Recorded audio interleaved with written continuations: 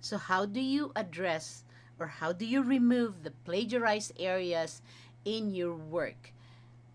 First off, let us try to understand the result from the plagiarism checker. When you get the result from the plagiarism checker and there are plagiarized areas in your work, you will not see a 0% similarity index, but numbers or figures such as 1%, 18%, and 19% here. The problem with information copied from the university papers or essays is that we will not be able to see the actual source. Okay, we will have a difficulty tracing back the source. So I recommend that in this particular area, which is showing that has been copied from the Apollo group or student paper or essay, the university essay or paper, you can reword this. Okay, it says here that we cannot view the paper. Okay, so we don't want a plagiarized area in our work. This is a very simple information. It is about donating, it is about giving to the community so that people can have clothing in addition to the shelter that they need. So this can easily be reworded. So why copy an information such as this from a source? So reword this. State this information in your own words. I'm sure that a student can do this. Okay, so this is just an example that you can also do if this similar situation happens to be in your own paper or essay. So, restating the information is one way to remove the plagiarized areas in your work. And this is 19%, but this can easily be removed by restating the information.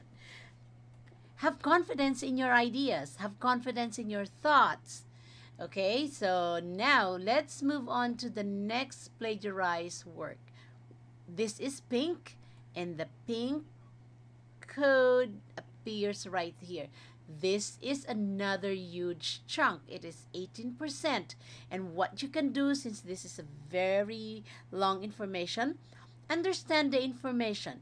And then for words that you could not really change, that's okay. For example, the name of an organization could not be changed. The title of an article could not be changed.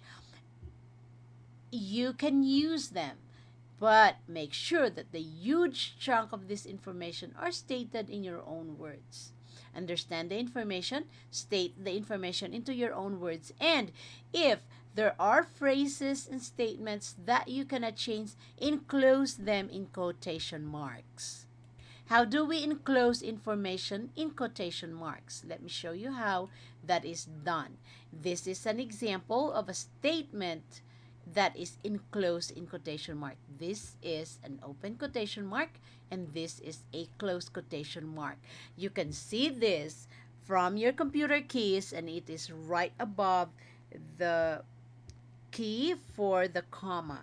Okay, and you can write these quotation marks by pressing the shift key in your computer and then press that button or key in your keyboard with the comma and this quotation mark, open and close quotation mark right above that comma. Okay, it's easy to locate. And then make sure that even if this has a question mark or a period at the end, you remove that period or question mark and you put that period or question mark at the end of the parenthetical citation. This is a directly quoted information. This is a cited information and this is your parenthetical citation. And you put the period or question mark right at the end of your parenthetical citation. I hope you can keep that in mind. So in this example, we have three plagiarized areas that we can address.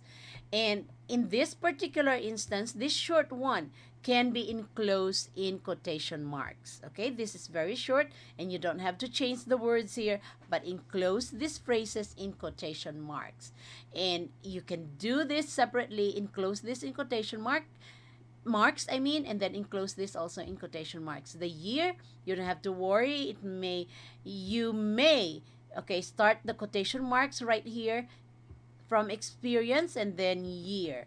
Or you can also do it this way. Start an open quotation mark here and then enclose this in quotation mark. Okay? Make a close quotation mark right here. And then this whole phrase is enclosed in quotation marks.